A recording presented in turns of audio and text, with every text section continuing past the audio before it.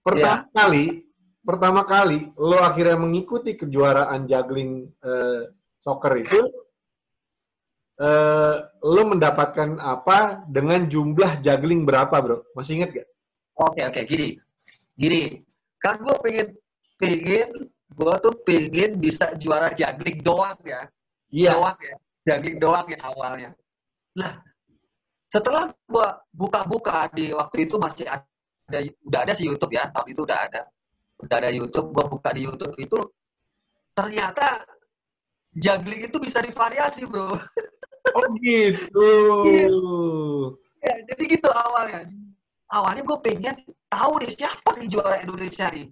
Atau minimal waktu itu gue di Bali. Waktu itu di Bali. Hah? Di Hah? Bali. Waktu tugas dari pondok pesantren kan tugas itu ke Ya, Bali itu. ini gue potong dikit ya. Ya, ya. Jadi Bapak Herman ini nih adalah seorang mubalik juga nih ya.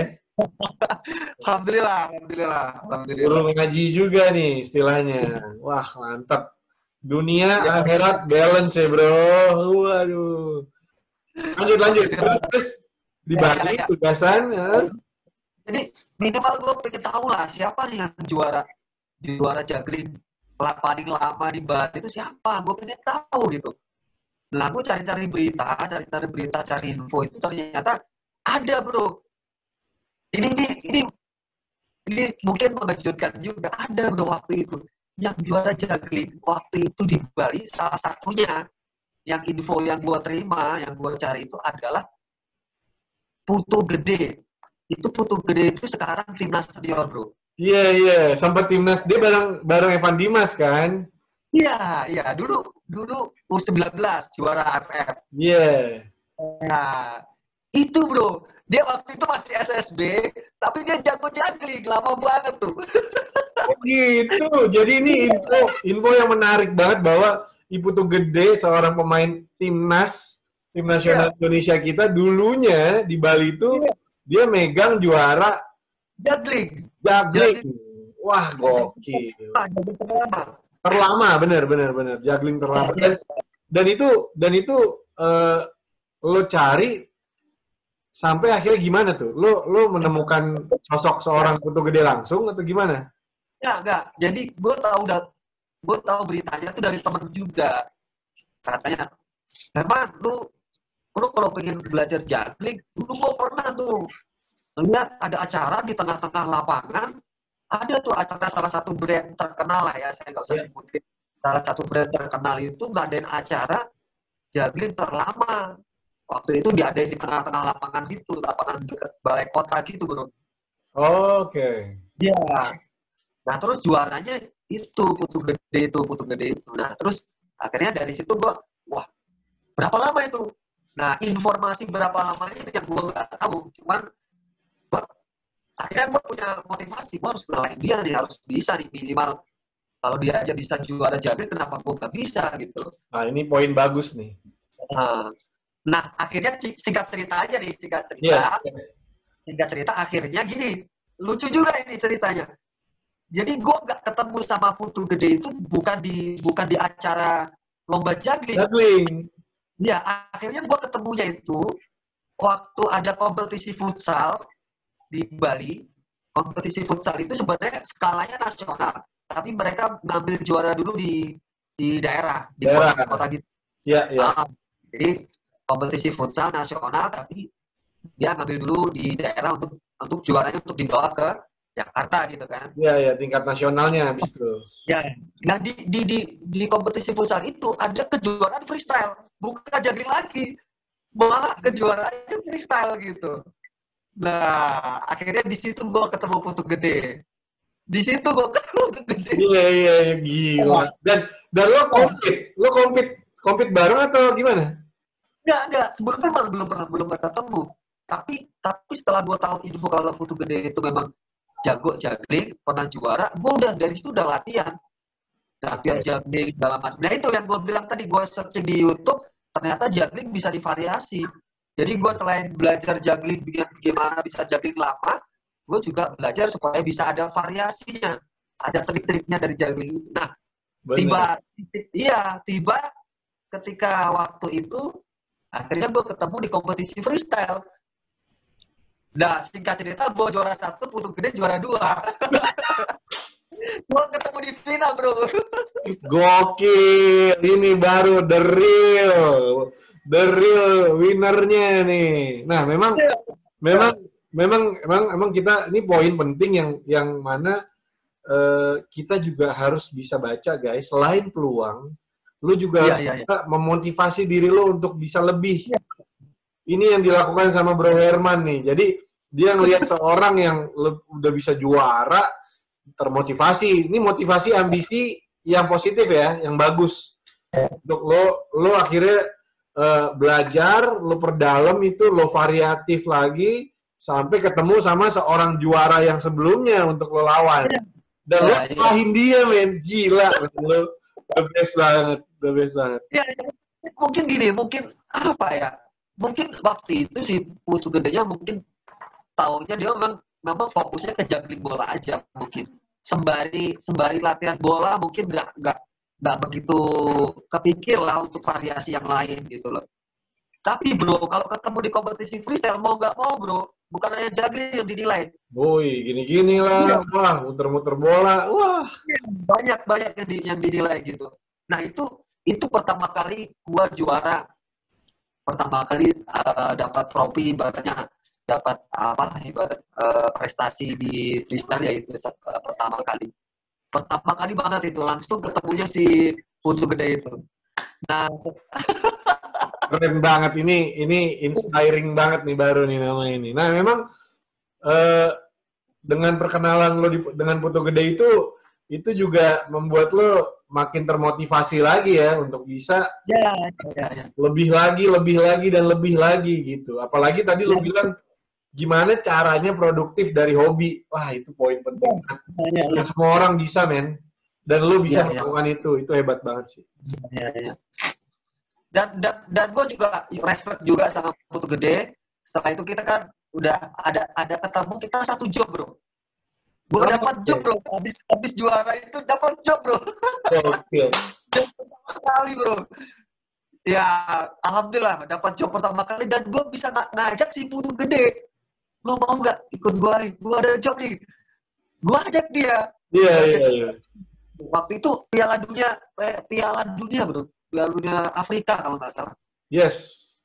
Ya, Piala Dunia Afrika itu tahun berapa ya lupa sih. 2012 apa 16 ya? Iya sih? Iya, 2010 kayaknya. Oh ya, sorry, itu Euro. Ya, 10, sorry. Ya, itu intinya itu. 2010 jadi, ya. Gue dapat job, gue ngajak si Putu Gede. Kita satu job, pakai satu panggung.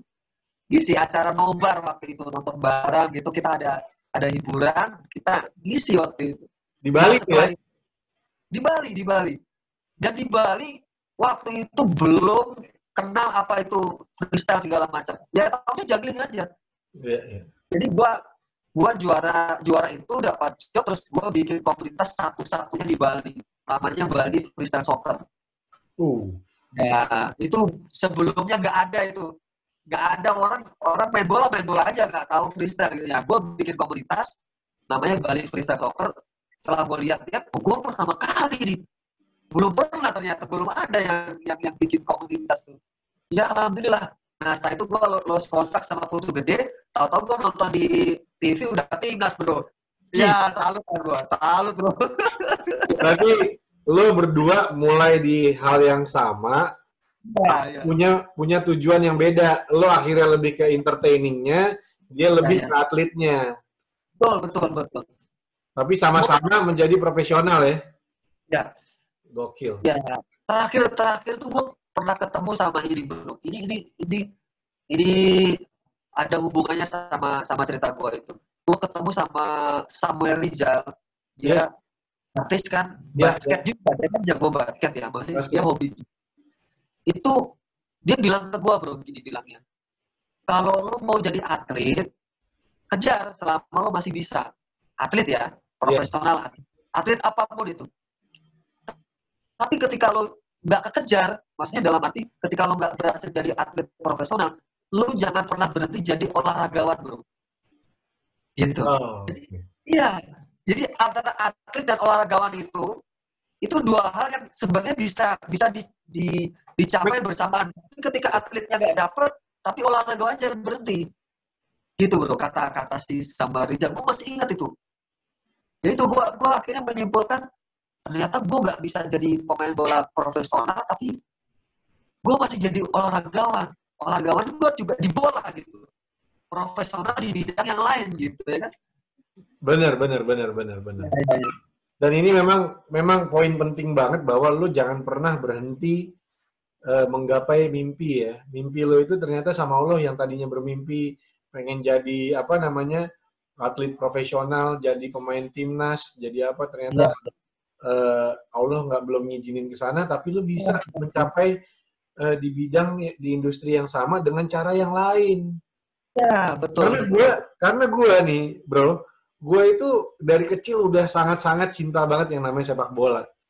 Gue mau main liga antar tarkam di komplek gue di daerah sini, alhamdulillah ya, dari kecil gue selalu menjadi starter lah istilahnya. Gue terambisi untuk gue nggak mau jadi lapis gitu, ngerti ya? Ya. Posisi gue tuh posisi punggung nomor 9, bro. Itu tahu kan, tukang bobol gawang dulu. Wah, jadi gue udah yang kayak, wah nggak bisa nih gue apa namanya, kalau gue dicadangin, gue mau jadi pemain yang inti gitu. Wah, itu di setiap pertandingan komplek, RT, apa semua gue jadi andalan. Dulu, tadi ngomongin dulu waktu kecil. Sampai akhirnya di sekolah, gue SMA, gue jadi timnas SMA gue lah, kirim ya kan, gitu kan. Karena gue sama, gue berpikir gue nggak bisa nih jadi pemain timnas Indonesia karena udah kayaknya telat lah, udah capability gue dibanding yang lain mungkin banyak hal yang nggak bisa gue fokusin ke situ. Ternyata gue bisa mencapainya dari segi yang kecil-kecilan nih. Di sekolah gue juara, jadi gue bawa piala nih ke rumah. Gue juara nih di sekolah gitu bro. Jadi kayak ada kesenangan sendiri kan. Dulu kan gitu kan. Sampai gue di kuliah juga kayak gitu. Dan akhirnya di kerja. Gue kerja kantoran kan ada antar liga kantor ya. Nah itu gue juga jadi pemain timnas. Sempat kayak gitu. Dikirim ikut bertanding. Wah gitu-gitu kan. Jadi ada apresiasi terhadap diri kita sendiri bahwa wah yang dulu kecil gue cita-cita gue memperdalam ilmu sepak bola untuk A B C D masuk klub bla bla bla bla, ini buahnya, ini hasilnya gitu. Bukan berarti gue nggak bisa di timnas Indonesia terus gue berhenti olahraga, gue nggak suka lagi yang namanya sepak bola, nggak gitu. Ternyata banyak jalannya gitu. Gue pernah megang piala juga, walaupun piala antar komplek ya kan, gitu. Dan itu benar banget poin yang tadi lu ceritain bahwa jangan pernah berhenti menjadi olahragawan.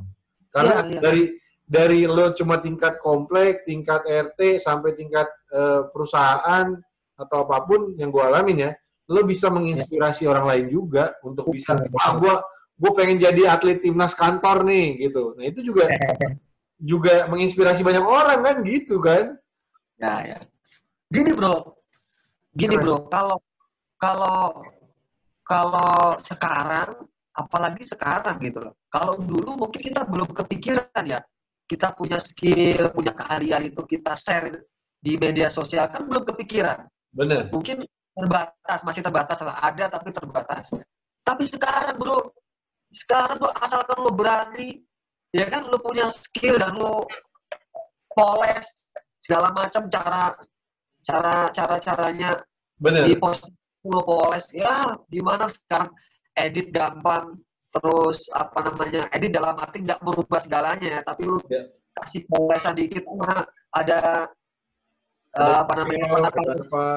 ada judulnya segala macam, itu bro orang biasa bisa jadi bintang sekarang. Bener. Iya. Nah sekarang pemain sepak bola, mohon maaf ini dengan tidak mengurangi rasa hormat para pemain profesional sepak bola ya. Ya. Katakanlah pemain sepak bola profesional timnas, katakanlah dia sudah prestasinya udah banyak. Tapi ketika keahliannya itu hanya untuk dia dan hanya ditampilkan ketika dia main di lapangan, setelah itu dia berhenti, ya selesai. Maksud dalam arti ya sudah, itu yang dia dapatkan gitu. Tapi ketika dia berani merambah ke dunia media sosial, dunia online segala macam di internet, wah luar biasa bro. Bener. Waduh, iya. Setuju. Sekarang pemain timnas bisa kalah loh sama pemain bola biasa, viewersnya, subscribernya. Bener. Karena Betul. memang kalau dibilang ini masanya masa kreatif. Iya. Jadi lo sebagai istilahnya nih, lo sebagai profesional juga harus bisa memaintain sosial media lo Betul. agar bisa lo bagi dengan banyak orang hal-hal positif yang lo punya. Jadi nggak disimpan aja gitu kan. Iya. Makanya banyak yang lebih bisa memanage itu dan akhirnya mendapatkan viewer yang lebih banyak gitu kan. Ya, gua ada gambaran gini. Ini gambaran simpel ya. Ya mungkin teman-teman yang lain pernah juga kepikiran atau pernah membayangkan itu. Kalau gue gini, untuk sekarang pemain bola terbaik di dunia itu kan siapa sih yang nggak kenal? Ada dua. Kalau nggak Messi, Ronaldo. Iya. Ya kan? Benar. Itu udah nggak bisa dibohongin lah. Kalau pemain bola siapa terbaik atau pemain bola siapa yang jago gitu. Udah, kalau nggak Messi, Ronaldo, udah itu deh. Lo mau bilang yang lain atau Neymar segala, ya oke lah, nggak apa-apa. Tapi kayaknya nggak lepas dari dua orang ini di planet bumi ini ya ibaratnya. Benar. Nah, gue mau kupas sedikit tuh. Kenapa sih sebenarnya, ada apa sih di diri dua pemain ini, Ronaldo sama Messi ini, ada apa gitu? Ini yang kita jarang melihat secara detail gitu. Kalau gua melihatnya seperti di kacamata gua seorang entertainer di bidang sepak bola ya. Iya.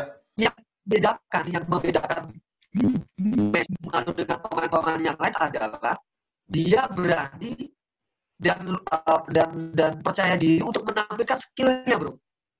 Gitu. Skill dalam arti hal yang unik, hal yang menarik yang mungkin orang nggak berani menampilkan itu. Kalau gini, gampangnya gini, gue masih gambaran gini. Kalau passing, shooting itu udah wajib bro, pemain bola profesional harus jago itu. Benar. Passing, shooting, kontrol itu wajib. Ya. Itu standar. Tapi gimana ketika lo di lapangan, lo tahu kamera semua melihat, orang melihat, gimana? Gue harus tunjukin nih, nggak sekedar hanya passing, shooting, ngegolin doang gitu. Gue harus ada aksi-aksi ya minimal aksi-aksi dikit aja lah. Itu orang udah pasti orang udah perhatiannya udah mulai. Gitu ya? Iya, dan itu nggak gampang bro. Itu nggak gampang gitu. Iya, karena benar, karena belum tentu ketika latihan lo udah maksimal dan lo bisa, pas di depan panggung belum tentu lo bisa praktekin itu, gitu kan? Ya, gue melihatnya Messi, Ronaldo adalah pemain sepak bola yang bisa cari momen, menampilkan skill ketika di lapangan. Dia pintar cari momen bro. Ketika, wah, gue harus tunjukin nih, mau nggak mau. Ya, ketika ada kesempatan dia tunjukin skillnya gitu.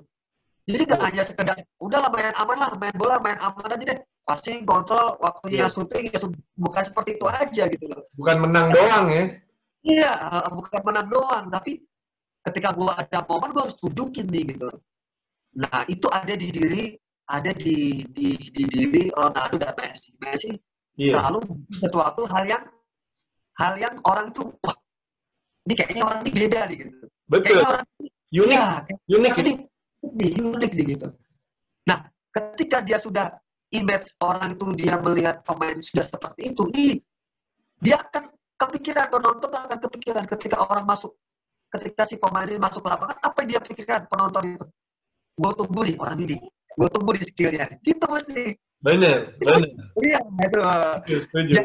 Jarang penonton melihat bola, terus dia mikir, menunggu seseorang yang ingin dia tunggu itu jarang. Ya, hanya orang-orang tertentu yang ditunggu penonton seperti itu. Ketika dia masuk, gue tunggu nih. Gue tunggu dia beraksi nih. Apa yang dia keluarin lagi di trik-triknya gitu. Bener. Gitu. Contohnya, Ya. contohnya kayak lo ngeliat misalkan lo di stadion ngeliat Ronaldo masuk, terus pengen banget ngeliat pas ngeliat Ronaldo ngangkang ya kan, wah, Ya. ini udah ngambil tendangan bebas nih. Ini yang gue tunggu-tunggu nih, tendangan bebas itu ya nih. Dan itu Benar. pasti bisa masuk nih, gitu-gitu kan. Benar. Ya. Dan untungnya apa namanya efeknya itu di luar lapangan itu besar sekali, bro. Apa namanya positifnya itu karena pertama ketika sudah masuk dunia hiburan itu orang itu ya itu yang dilihat skill sama uniknya itu gitu ya. Kenapa yang dipanggil iklan itu kok Ronaldo Messi bukan yang lain, padahal kan masih banyak pemain bola yang seklub sama dia, selevel sama dia, tapi kenapa dia Ronaldo lagi iklan, Messi lagi yang iklan?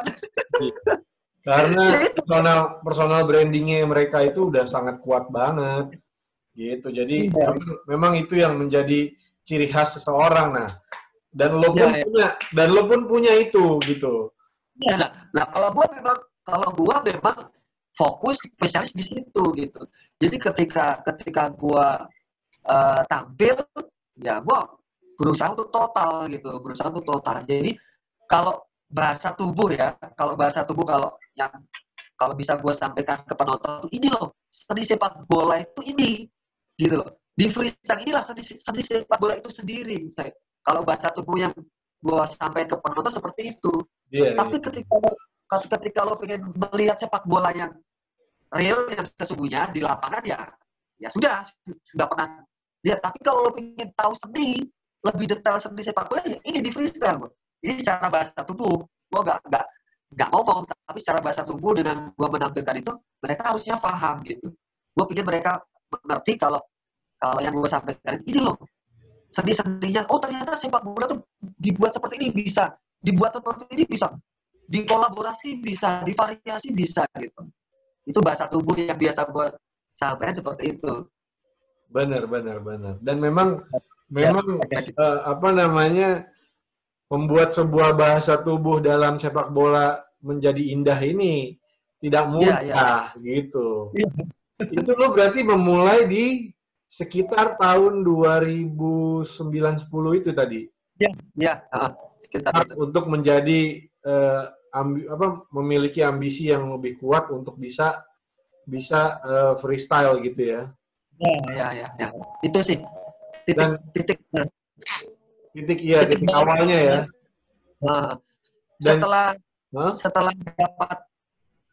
kompetisi itu, bro, akhirnya gue fokus nih.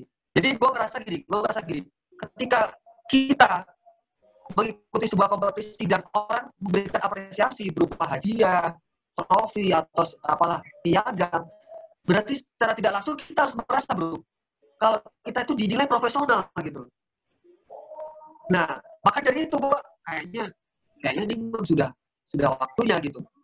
Gue nggak bisa setengah-setengah gitu. Orang aja ngasih penghargaan ke kita, orang aja mengapresiasi kita gitu. Berarti orang menganggap kita ini profesional gitu ya. Akhirnya dari situ lah. Ya, gue merasa lanjut nih, kayaknya harus tetap fokus terus gue fokusin nih, harus gue terusin nih gitu.